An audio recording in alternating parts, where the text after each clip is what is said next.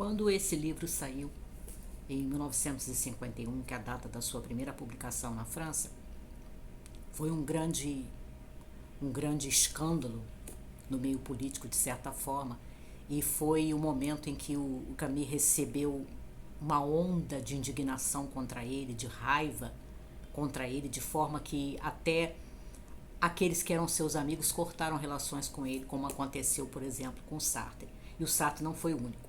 Toda a intelectualidade francesa daquele período, no caso, os intelectuais de linha de esquerda na França dessa época, início da década de 50, romperam relações com o Camus e viram o livro dele, esse ensaio, como uma espécie de quase que acordo com a direita, porque ele ousava fazer algumas críticas a medidas que o Partido Comunista dessa época e a União Soviética dessa época, coisas que o Stalin estava fazendo, ele ousava fazer críticas. As pessoas até estavam vendo, inclusive os que eram membros de partidos comunistas na França e em outras partes do mundo, estavam vendo que algumas medidas do Stalin eram discutíveis, mas ninguém falava. Até essa época, 1951, ninguém ousava fazer uma crítica aberta, porque seria como se você estivesse se bandeando para o outro lado. Mas o Camus resolveu fazer essa crítica e ele denuncia aqui os crimes de Estado, de ditaduras, tanto de esquerda quanto de direita. Se ele tivesse falado só das segundas, tudo bem, mas ele falou das primeiras.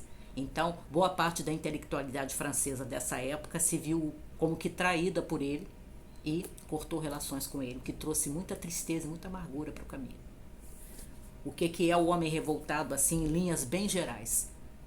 É uma discussão e uma tomada de posição que, em linhas bem gerais, bem resumidas, a revolta não justifica tudo.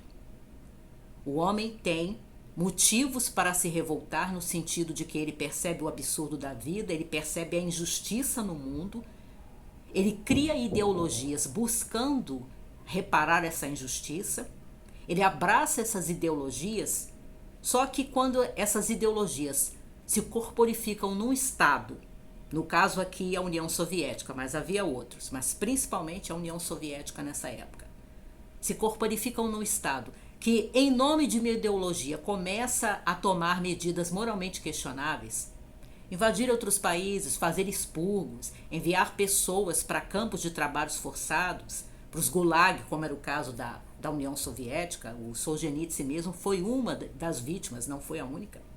A poetisa Anna Akhmatova também foi. Ele coloca isso em xeque. Peraí, a revolta não permite tudo. O fato de eu me sentir revoltado, de eu abraçar uma ideologia que, na sua raiz, ela tem a proposta de reparar uma injustiça, não permite que, em nome disso, eu faça tanto mal. Porque o Camus, como coloca o autor da orelha aqui, o João Domenech Neto, ele era um humanista, com as suas contradições. Nenhum de nós deixa de ter contradições, de agir às vezes até contra si mesmo em certos momentos, mas o Camus era um humanista. E é em nome desse amor ao homem, dessa preocupação com o homem, que alguns viram como uma celebração do individualismo, mas é em nome dessa preocupação com o homem, com a justiça, que ele vai fazer essa denúncia e vai analisar isso passo por passo, desde as suas raízes, nesse livro, que a gente vai ler.